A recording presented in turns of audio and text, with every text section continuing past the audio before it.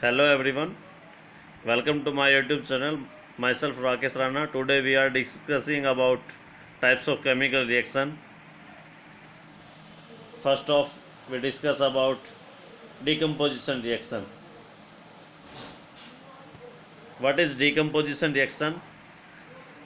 A reaction in which a single reactant break up into two or more than two products by using electrolysis or electric current, heat, etc. or catalyst is called a decomposition reaction. You see here ferrous sulfate FeSO4 break up into ferric oxide and sulfur dioxide plus sulfur dioxide due to heat.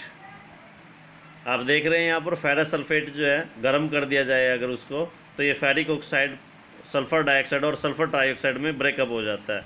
ये decomposition reaction है जिसको हम हिंदी में वियोजन अभिक्रिया या अपघटन अभिक्रिया भी बोल देते हैं.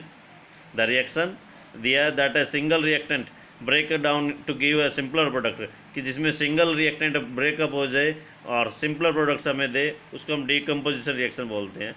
Ferrous sulphate crystal FeSO4.7H2 loses water when heated.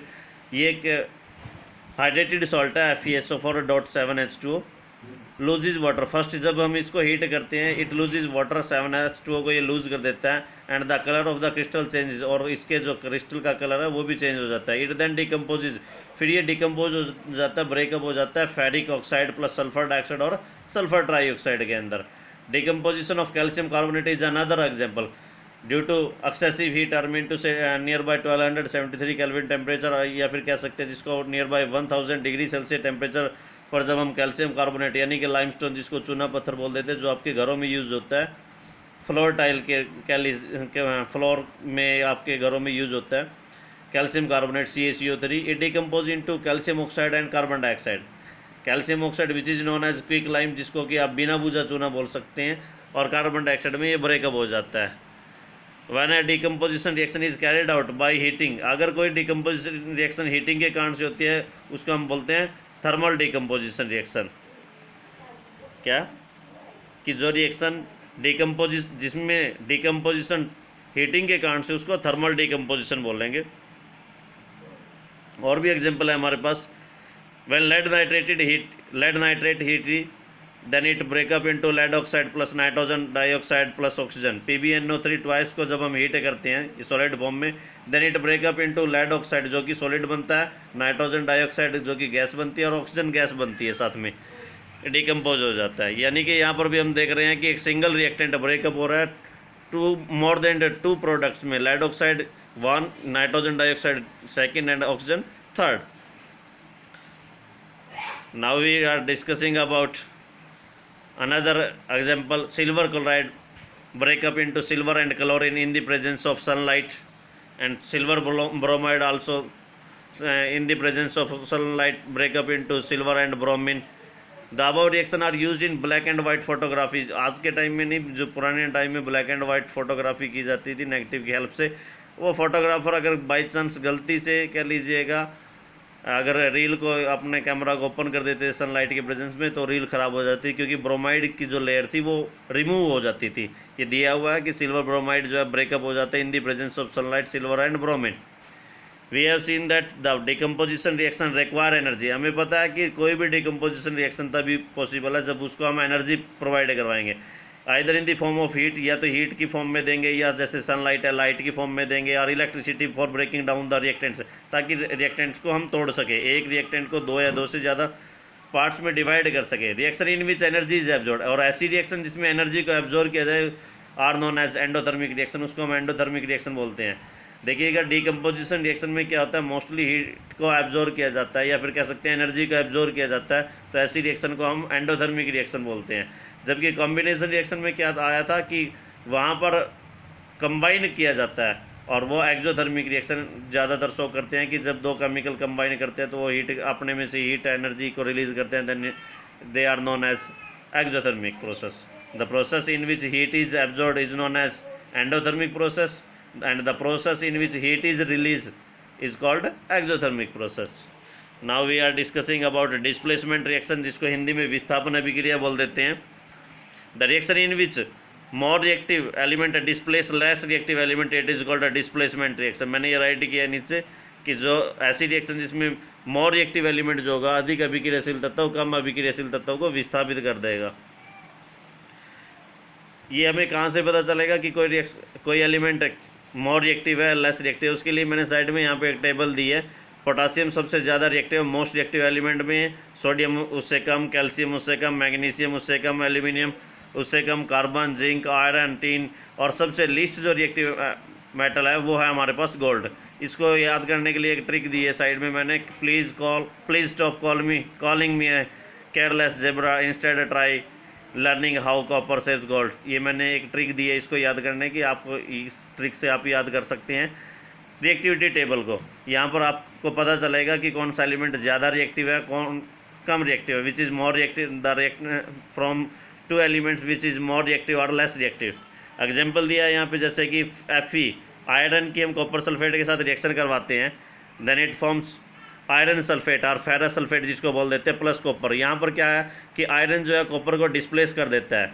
क्यों? क्योंकि आप टेबल में देख सकते हैं इसको कि आयरन जो है वो मोर रिएक्टिव एलिमेंट में आता है, जबकि कॉपर जो है वो नीचे से तीसरे नंबर पे यानी कि लीस्ट रिएक्टिव एलिमेंट में आता है एज़ कम्पेयर टू आयरन। दूसरा हमारे पास रिएक्शन है कि जिंक जो है कॉपर सल्फेट के सॉल्यूशन में से कॉपर को डिस्प्लेस कर देता है और जिंक सल्फेट की फॉर्मेशन कर लेता है। लेड जो है कॉपर क्लोराइड में से कॉपर को डिस्प्लेस कर देता है और लेड क्लोराइड की फॉर्मेशन कर देता है। ये हमारे पास कुछ रिएक्शन दी गई हैं जहाँ पर मोर रिएक्टिव जो एलिमेंट है लेस रिएक्टिव को डिस्प्लेस कर देगा। ध्यान दें, ये रिएक्शन कभी भी उल्टी पॉसिबल नहीं होगी कि less reactive element more reactive को डिस्प्लेस कर दे। नेक्स्ट है डबल डिस्प्लेसमेंट रिएक्शन, जिसको हम दूसरा नाम पार्टनर एक्सचेंज रिएक्शन भी बोल देते हैं। You will observe that A white substance which is insoluble in water is formed. आपने देखा होगा कई बार वाइट सब्सटेंस की फॉर्मेशन होती है which is insoluble in water, जो कि पानी के अंदर इनसोल्यूबल होता है, घुलता नहीं है। This insoluble substance formed is, जो ये इनसोल्यूबल सब्सटेंस बनता है इसको हम प्रेसिपिटेट बोलते हैं, हिंदी में इसको तलछट बोल देते हैं, कि जैसे तलछट बनाना, तली में बैठने वाले। Any reaction that produce a precipitate, जो भी कोई भी रिएक्शन जो प्रेसिपिटेट की फॉर्मेशन करती है उस रिएक्शन को हम प्रेसिपिटेशन रिएक्शन बोल देते हैं। Any reaction that produce a precipitate can be called a precipitation reaction. Example आपको दिए मैंने Na2SO4 aqueous solution, sodium sulphate का एक्वस सॉल्यूशन की हम रिएक्शन करवाते हैं बेरियम क्लोराइड एक्वस सॉल्यूशन के साथ, देन इट फॉर्म्स BaSO4, यानी कि डिस्प्लेस कर दिया इन्होंने SO4 + 2 NaCl, जिसको हम आयन एक्सचेंज मेथड भी बोल सकते हैं या फिर कह सकते हैं आयन को एक्सचेंज कर लेते हैं। व्हाट कॉज दिस, इसका कारण क्या? The white precipitate of BaSO4 is formed, white colour के जो प्रेसिपिटेट बनेंगे बेरियम सल्फेट के by the reaction of sulphate ions and barium ions. The other product formed is, और दूसरा जो प्रोडक्ट बनता है हमारे पास sodium chloride which remain in the solution, जो कि सॉल्यूशन के अंदर घुला हुआ है, सोल्यूबल फॉर्म में होता है। Such reaction in which there is in exchange of ions, ऐसी रिएक्शन जहाँ पर एक्सचेंज ऑफ आयन हो between the reactant is called double displacement reaction, यानी कि आयन एक्सचेंज रिएक्शन भी बोल सकते हैं या पार्टनर एक्सचेंज रिएक्शन भी हम इसको बोल सकते हैं। नेक्स्ट है oxidation reaction, oxidation and reduction. What is oxidation? Addition of oxygen is called oxidation, या फिर आप कह सकते हैं removal of oxygen is called, removal of hydrogen is called oxidation. Reduction इसका बिल्कुल उल्टा है। Reduction, addition of hydrogen is called reduction और removal of oxygen is called reduction.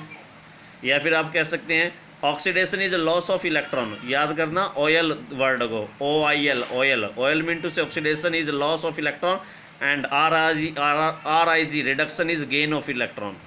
Reduction में गेन होगा इलेक्ट्रॉन का, ऑक्सीडेशन में लॉस होगा इलेक्ट्रॉन का, इस बात का आप ध्यान रख सकते हैं।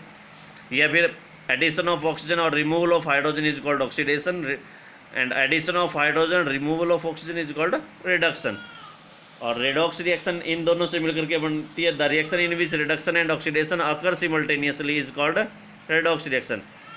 रेडॉक्स रिएक्शन यानी कि जिसको हिंदी में हम उपापाच्य अभिक्रिया बोल देते हैं, ऐसी रिएक्शन जिसमें उपचयन अपचयन साथ साथ हो, यानी कि रिडक्शन और ऑक्सीडेशन दोनों ही साथ साथ हो, उसको हम बोल सकते हैं रेडॉक्स रिएक्शन। इसके एग्जाम्पल हम यहाँ पर देख सकते हैं कि कॉपर प्लस ऑक्सीजन, हम देख रहे हैं कि कॉपर में ऑक्सीजन ऐड हुई है, कॉपर ऑक्साइड की फॉर्मेशन हुई है, तो इसका मतलब क्या है कि यहाँ पर ऑक्सीडेशन रिएक्शन हुई है। If hydrogen gas is passed over this heated material, अगर हाइड्रोजन गैस को हम कॉपर ऑक्साइड से पास आउट करवाते हैं, the black coating on the surface turns brown as the reverse reaction takes place and copper is obtain. अगर हम hydrogen gas को इसके ऊपर से पास आउट करवाते हैं और हीट करते हैं तो क्या होगा कि कॉपर ऑक्साइड ब्रेकअप हो जाएगा और ऑक्सीजन को अपने में से रिमूव कर देगा, कॉपर प्लस वाटर की फॉर्मेशन कर लेगा।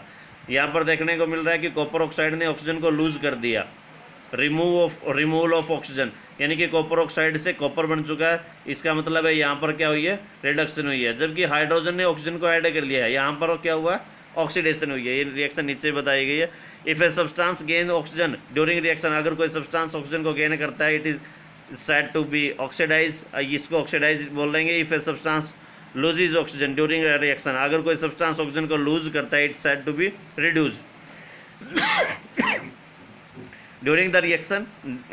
During this reaction the copper oxide is losing oxygen, यहाँ पर हम देख रहे हैं कि कॉपर ऑक्साइड ऑक्सीजन को लूज कर रहा है, इज बीइंग रिड्यूस। तो ये क्या हो रहा है, रिड्यूस हो रहा है। कॉपर ऑक्साइड किस में कन्वर्ट हो गया कि कॉपर ने ऑक्साइड ने ऑक्सीजन को रिमूव कर लिया और कॉपर की फॉर्मेशन की रिड्यूस हो चुका है ये। द हाइड्रोजन इज, और जबकि हाइड्रोजन दूसरी तरफ ऑक्सीजन को गेन कर लेती है, is being oxidise. In other words one reactant, यहाँ पर हम देख सकते हैं एक रिएक्टेंट ऑक्सीडाइज हो गया, दूसरा रिएक्टेंट उसी टाइम रिड्यूस हो चुका है। Since reaction such reaction are called oxidation reduction reaction और रेडॉक्स रिएक्शन, ऐसी रिएक्शन जिसमें ऑक्सीडेशन और रिडक्शन दोनों साथ साथ हो उसको हम बोलते हैं रेडॉक्स रिएक्शन। इसके कुछ और भी एग्जांपल है, जैसे जिंक ऑक्साइड की कार्बन के साथ हम रिएक्शन करवाते हैं तो जिंक ऑक्साइड ने अपने में से ऑक्सीजन को रिमूव कर दिया तो जिंक की फॉर्मेशन की, यहाँ पर क्या हुआ, रिडक्शन हुई है, ऑक्सीजन रिमूव हो चुकी है। जबकि कार्बन में ऑक्सीजन ऐड हुई है तो यहाँ पर क्या हुआ, ऑक्सीडेशन हुई है। In the reaction of carbon dioxide, carbon is oxidized to carbon monoxide and zinc oxide is reduced to zinc. In the reaction HCl is oxidized, जबकि second reaction जो है HCl oxidized हुआ to chlorine where MnO2 is reduced to MnCl2. Manganese dioxide में यहाँ पर हम देख सकते हैं कि ऑक्सीजन जो है रिमूव हो चुकी है, MnO2 में से ऑक्सीजन रिमूव हुई और क्लोरीन आ चुका है। जब रिमूवल ऑफ ऑक्सीजन है इट मीन्स रिड्यूस हुई है, जबकि हाइड्रोजन के साथ क्लोरीन रिमूव होने के बाद ऑक्सीजन आ चुकी है, इसका मतलब क्या है, यहाँ पर ऑक्सीडेशन हुई है। From the above example we can say that, हम कह सकते हैं फिर सब्सटेंस गेन ऑक्सीजन, अगर कोई सब्सटेंस ऑक्सीजन को गेन करता है और loses hydrogen during a reaction it is oxidise, ये ऑक्सीडाइज हुआ है। If a substance loses oxygen, अगर कोई सब्सटेंस ऑक्सीजन को लूज करता है, या फिर कह सकते हैं gains hydrogen during a reaction it is reduced. Have you observe the effects of oxidation reaction in everyday, क्या आप अपने डेली लाइफ में भी देख चुके हैं ऐसे एग्जांपल कि ऑक्सीडेशन का इफेक्ट आपके ऊपर भी पड़ रहा है या आपके डेली लाइफ में भी पड़ रहा है। इसका एग्जांपल के बारे में हम बात करेंगे। कॉरेजन सबसे पहले, you must have observe that, आपने देखा होगा iron articles are shiny when new, लोहे की जो वस्तु होती है जब नई होती है बड़ी चमकदार होती है, but gets coated with a reddish brown powder, परंतु धीरे धीरे उनके ऊपर एक भूरे रंग की परत चढ़ जाती है। Well left for some time, जब इनको कुछ समय के लिए खुला छोड़ दिया जाए।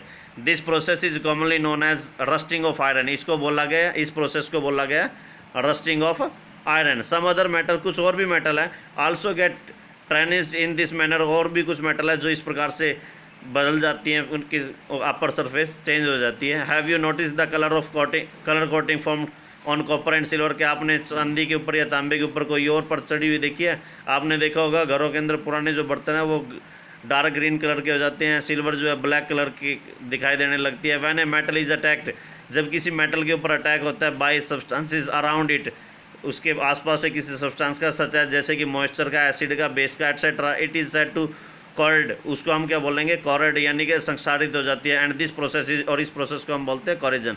The black coating on silver, चांदी आपने काली हुई देखी होगी, and the green coating on copper are the other example of corrosion, या फिर तांबे के ऊपर ग्रीन कलर की कोटिंग आपने देखी होगी, सिल्वर के ऊपर ब्लैक कलर की कोटिंग, यानी कि चांदी काली हो जाती है, तांबा हरे रंग का हो जाता है ऊपर से, इस प्रकार की आपने देखी होगी। इस प्रोसेस को हम कॉरिजन बोलते हैं। कॉरिजन कॉजेज डैमेज, कॉरिजन के कारण से, संक्षारण के कारण से damage to car bodies, body जो है आपकी गाड़ी है, कोई भी है, लोहे आएगी या मेटल ऑब्जेक्ट जो है, या ब्रिज है, पुल है, कह लीजिए आयरन रेलिंग्स है, ships and all objects made of metal, जितने भी ऑब्जेक्ट हैं जो मेटल से बने हैं, धातु से बने हुए हैं, स्पेशली दोज ऑफ आयरन, खासकर जो लोहे से बने हुए हैं।